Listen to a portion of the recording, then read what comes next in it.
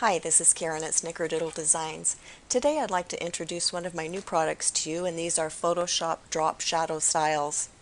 I have created two different styles within this set. One is set at a 45-degree angle and one is set at a 120-degree angle.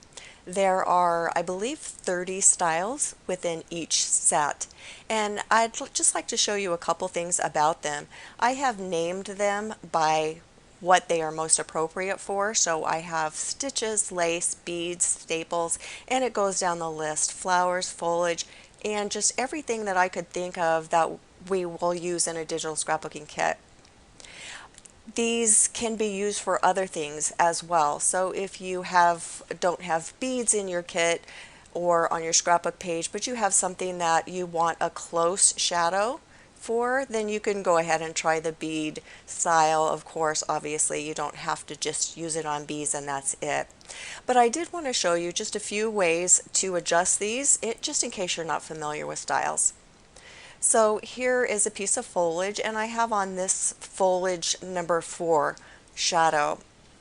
If I wanted to make this little different for my page, so if I were working on a dark page, I might need the shadow a little bit darker, or if I were on a white page, I might like it a little bit lighter. So right now I'm working in Photoshop CS 2015, and when I finish this I'll transfer over to Photoshop Elements 14 to show users how to adjust it as well. In Photoshop, all you need to do is double click on the shadow, and that will bring up your layer style panel.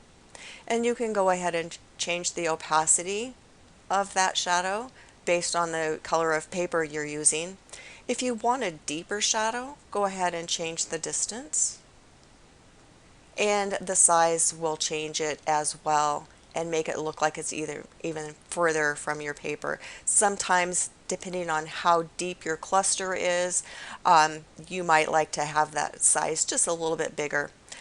Like I said, normally these are set to pretty much an average, but you can go ahead and change them to customize them for your own personal use as well. So let's go ahead and cancel that out and bring up Photoshop Elements. Whoops, we'll get rid of that. We were playing with that in a watercolor class last night.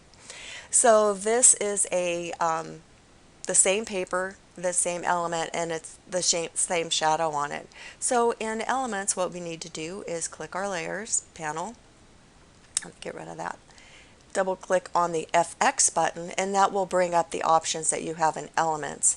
And for that, you can change your size, your distance, and your opacity as well. If you really want a deeper shadow, you can click on this and change the color to a little darker gray or something like that. But the color shouldn't be much of an issue as far as how these are created. It's pretty neutral and it works on most all papers, if not all. But you may need to adjust the size, distance, or opacity according to your paper use, as I said. That's all there is to it. The shadows are going to give you a consistent look every time because you're using a style that has a similar angle. A similar angle for the exact angle actually for each style. So I'm sorry I'm a little distracted here. My dog just came up and jumped on me, so I'm not going to redo this though.